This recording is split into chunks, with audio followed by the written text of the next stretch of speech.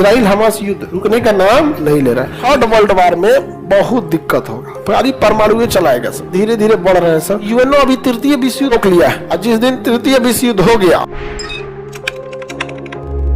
First world war जब हुआ, प्रथम विश्व युद्ध, बहुत जन हानि हुई, लोगों की मृत्यु हुई फर्स्ट वर्ल्ड वार में बिना मतलब का। तो जब फर्स्ट वर्ल्ड वार खत्म हुआ तो अमेरिकी राष्ट्रपति वुडरो विल्सन उन्होंने लीग ऑफ नेशन का स्थापना किया 10 जनवरी 1920 को। 10 जनवरी 1920। इस लीग ऑफ नेशन का उद्देश्य यह था कि आपसी देशों में संबंध को बेहतर बनाना, ताकि युद्ध की स्थिति न हो। देखिए, जिनसे आपका व्यापार जुड़ा होता है, ट्रेड जुड़ा होता है, कल्चर जुड़ा होता है, आप उससे युद्ध नहीं करते। तो युद्ध कहीं ना कहीं एक होता है। अब जैसे भारत रसिया से युद्ध काहे करेगा? ट्रेड जुड़ा है, हथियार हम वहीं से खरीदते। ईरान से हम काहे लिए दुश्मनी लेंगे? ईरान हम लोग का क्या बिगाड़ा, ये बताओ? कुछ नहीं। ईरान इतना अच्छा सा हर मुद्दे में भारत का साथ देता है, अपना बंदरगाह हम लोग को देके रखा हुआ है, चाबहार पोर्ट देकर रखा है। पाकिस्तान को काउंटर करने के लिए चाबहार पोर्ट बहुत जरूरी है, तो हम काहे युद्ध करेंगे? तो आपस में जब नेशनल इंटरेस्ट जुड़ जाते हैं ना, तो युद्ध नहीं होता है। इसी के लिए लीग ऑफ नेशन बनाया गया था, जो बीमारियों से भी रक्षा करे, आपस में जोड़ के रखे, व्यापार को बढ़ावा दे। लेकिन इसका मुख्य उद्देश्य यह था कि यह दूसरा विश्व युद्ध नहीं होने देगा, क्योंकि ये प्रथम विश्व युद्ध के बाद बना था और इसने बहुत अच्छा काम किया। WHO जो आप पढ़ रहे हैं ना, वो लीग ऑफ नेशन का ही था, वर्ल्ड हेल्थ ऑर्गेनाइजेशन। इसने मलेरिया की दवा को इतनी दुनिया में बांटा कि मलेरिया बहुत हद तक कंट्रोल हो गया। इसने व्यापार को भी बढ़ावा दिया, लेकिन इसके साथ दो गड़बड़ी हो गया। इसमें नियम यह था कि अगर कोई देश इसमें सदस्य बनना चाहता है तो उसे अपने संसद से प्रस्ताव पास करना पड़ेगा। किसे पास करना पड़ेगा? इसका संस्थापक अमेरिका जो था ना, जब वो संसद में गया कि हम भी लीग ऑफ नेशन के सदस्य बने ना, तो अमेरिका के ही संसद से पास नहीं हो पाया। तुम लोग समझा ही नहीं। मतलब जिसने इसकी स्थापना किया लीग ऑफ नेशन की, घूम घूम प्रचार किया कि इसके सदस्य बनिए, और बहुत सारे देश इसके सदस्य बन भी गए।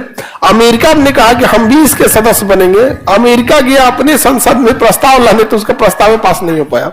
तो जो इसका संस्थापक था वही इसका सदस्य नहीं हो पाया। नहीं समझ रहे आप?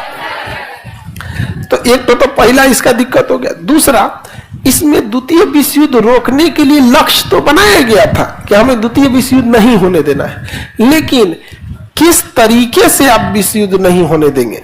कुछ ना कुछ तो होना चाहिए ना, कुछ ना कुछ तो होना चाहिए। आखिर कोई एक तरीका बताएंगे ना कि इस तरीके से हम युद्ध को नहीं होने देंगे। तो उसने ये तो तरीका ही नहीं था उसके पास। तो उसने क्या हुआ, द्वितीय विश्व युद्ध के बाद, जब प्रथम विश्व युद्ध में जब युद्ध की नौबत आई, तो इसके पास कोई सेना नहीं थी। तो लीग ऑफ नेशन की दो कमी, अमेरिका सदस्य नहीं बन पाया, दूसरा इसकी सेना नहीं थी, और अल्टीमेटली द्वितीय विश्व युद्ध हो गया। अब जब द्वितीय विश्व युद्ध हो गया, तब तो भयानक मारकाट हुआ, बहुत लोग की मृत्यु हुई थी जहां तहां से। और भारत से पंजाब, सिंध, राजस्थान, हरियाणा, इस सब एरिया से 1 करोड़ के आसपास सैनिकों को तैयार किया गया था। उस एरिया में करोड़ों सैनिकों को तैयार किया गया, समझा गया। और जब युद्ध खत्म हुआ तो उन्हें डिसमेंटल कर दिया गया कि अब आपकी जरूरत नहीं है, घर जाइए। ये बताओ, समाज में जाएंगे तो क्या करेंगे? तो फौजी है, उसको ट्रेनिंग दी है। आज भी देखिएगा पंजाब हरियाणा वालों को, वो नॉर्मल आदमी भी फौजी की तरह बतियाएगा, क्योंकि उसके दादाजी फौज से क्या है, डिसमेंटल है, रिटायर नहीं, डिसेंबल कर दिया गया। मतलब अब फौज की जरूरत नहीं, युद्ध खत्म हो गया, क्या किया, डिसेंबल कर दिया। इसलिए देखिएगा, जब देश का विभाजन भी हुआ था तो उसी एरिया में ज्यादा मारकाट हुआ था, क्योंकि सब के सब क्या थे, फौजी ही थे यहां पर। तो हम लोग द्वितीय विश्व युद्ध भी झेले। जब द्वितीय विश्व युद्ध खत्म हुआ तो फिर अमेरिका के राष्ट्रपति रूजवेल्ट, उस समय वुडरो विल्सन थे प्रथम विश्व युद्ध के समय, इस बार रूजवेल्ट, उन्होंने बनवाया 24 अक्टूबर 1945 को यूएनओ, यूनाइटेड नेशन ऑर्गेनाइजेशन। इसका सदस्य अमेरिका बन गया, मुख्यालय भी अमेरिका लाया, ज्यादातर खर्च भी अमेरिका उठाया, और इसमें कहा कि हर देश यूएनओ की खर्च चलाने के लिए कुछ ना कुछ पैसा देगा, और जो पैसा नहीं दे सकता है वो सेना देगा। तो यूएनओ के सदस्य ही मिलकर आपस में सेना का निर्माण करते हैं। अभी हम ही लोग के फौज में एक अफसर थे जो इजराइल हमास के कॉन्फ्लिक्ट में क्रॉस फायरिंग में उनके ऊपर टैंक का एक गोला आया और वो शहीद हो गए, जो यूएन के ड्यूटी पर थे। बहुत सारे भारत के सैनिक आज भी यूएन की ड्यूटी पे होते हैं अलग अलग जगहों पे, लेकिन वो युद्ध, यूक्रेन युद्ध और इजराइल हमास युद्ध रुकने का नाम नहीं ले रहा है। अभी वो जीत रहा है तो काहे को दूसरे के लिए रुकने गया, नहीं समझे। आगे बढ़ते हैं हम लोग। तो यूएनओ के पास अपनी सेना है, अभी अभी अपनी सेना है, अभी है, सारे लोगों से मिलकर अपनी सेना बना लेता है, अपनी सेना बना लेता है। अब देखते हैं हम लोग आगे।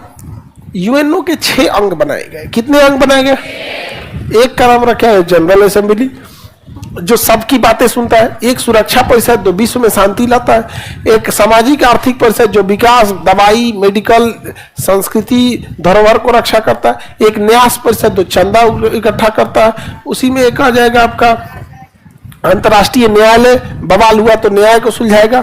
और उसमें एक लास्ट में आ जाता है सचिवालय, जो सब में क्या करेगा, कोऑर्डिनेशन करेगा। तो यूएनओ में कितने अंग हैं? यूएनओ के कितने अंग हैं? 6। और यूएनओ में बहुत सारे, कितने अंग है बाबू? यूएनओ में कई भाषाएं भी बोली जाएंगी। कितनी भाषा होंगी?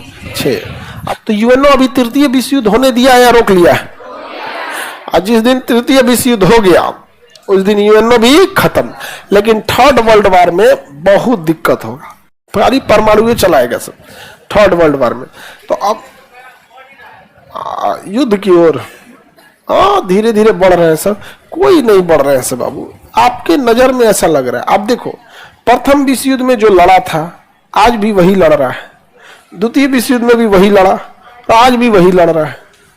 नेपाल न प्रथम विश्व युद्ध में कुछ किया, भारत न प्रथम में किए, न द्वितीय में, न तृतीय में। हम लोग शांति कराएंगे, लोग हम लोग सबसे सही है, हम लोग क्या कराएंगे? शांति। कौन लेगा अपने ऊपर बवाल? तो यूएनओ का मुख्यालय कहाँ है? अब यहाँ बहुत सारी भाषाएं बोली जाती है, पूरी दुनिया से लोग आएंगे। 193 देश है यूएनओ में। कितने देश? अब आपको क्या लगता है 193 भाषा कोई समझ पाएगा? तो इसमें 6 भाषाओं को मान्यता दिया गया है। एक ब्रिटेन की अंग्रेजी, फ्रांस की फ्रेंच, स्पेन की स्पेनिश, अरब देशों की अरबिक, रशियन और चाइनीज। रशियन और चाइनीज। यूएनओ में मान्यता प्राप्त भाषा इंग्लिश, फ्रेंच, स्पेनिश। ये तो इधर ही हो गया, इंग्लिश, फ्रेंच, स्पेनिश। अब इधर में अरेबिक, रशियन, चाइनीज। यानी पूरे यूएनओ में 2 ही महाद्वीप की भाषा, 3 भाषा यूरोप की, इंग्लिश, फ्रेंच, स्पेनिश, और 3 भाषा एशिया की, अरेबिक, रशियन, चाइनीज। समझ गया? दबदबा है, हो गया यहाँ पे पूरा किसका? एशिया का। और किसका? यूरोप का। यही 2 एकदम यूएनओ में अपना दबदबा बना के रखे हैं, डोमिनेट करके रखते हैं सब। किस पे? एशिया, यूएनओ पे। भाषा कितनी है?